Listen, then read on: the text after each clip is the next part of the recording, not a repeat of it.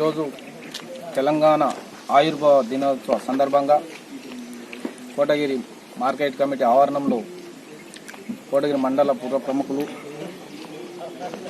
గ్రామ ప్రముఖులు అందరినీ ఆహ్వానించి జెండా ఆవిష్కరణ చేయడం జరిగింది. ఈ జెండా ఆవిష్కరణ ఉద్దేశం, ఆ రోజు ఉమ్మడి ఆంధ్రప్రదేశ్ ఉండగా తెలంగాణ మాకు సపరేట్ కావాలని మరి యువకులు పెద్దలు అందరూ పోరాడి, ఆ పోరాటంలో భాగంగా 1200 మంది యువకులు వారి ప్రాణాలు అర్పించి మన తెలంగాణ సాధించడంలో ప్రముఖ పాత్ర పోషించారు. వారి ప్రాణాలను అర్పించడం వల్లనే మనకు మరి కాంగ్రెస్ పార్టీ కేంద్రంలో అధికారంలో ఉండి రాష్ట్రంలో అధికారంలో ఉన్న మరి ఆంధ్రప్రదేశ్లో అధికారం కోల్పోతున్నా అనే ఆలోచన ఉండి కూడా మరి మనకు తెలంగాణ ఇవ్వడంలో కాంగ్రెస్ పార్టీ మొదటి ప్రాధాన్యత ఇచ్చి తెలంగాణ విడగొట్టి మనకు తెలంగాణ సపరేట్ ఇవ్వడం జరిగింది.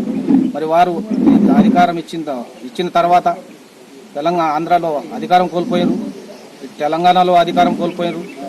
మరి ఉద్యమం చేసిండు, మంచి చేసిండో చెడు చేసిండు అని తెలంగాణ ప్రజలు తెలంగాణ పార్టీ ఉన్న కేసీఆర్ గారికి అధికారం ఇచ్చిండు. తెలంగాణ అధికారం ఇచ్చిన తర్వాత మరి తెలంగాణ రాష్ట్రాన్ని భ్రష్టు పట్టించినటువంటి పార్టీ టీఆర్ఎస్ పార్టీ మరి తెలంగాణ ప్రజలను చాలా మోసం చేశారు. ఈరోజు మన తెలంగాణ రాష్ట్రంలో కాంగ్రెస్ అధికారంలో వచ్చింది. బడుగు బలహీన వర్గాల పార్టీ కాంగ్రెస్ పార్టీ.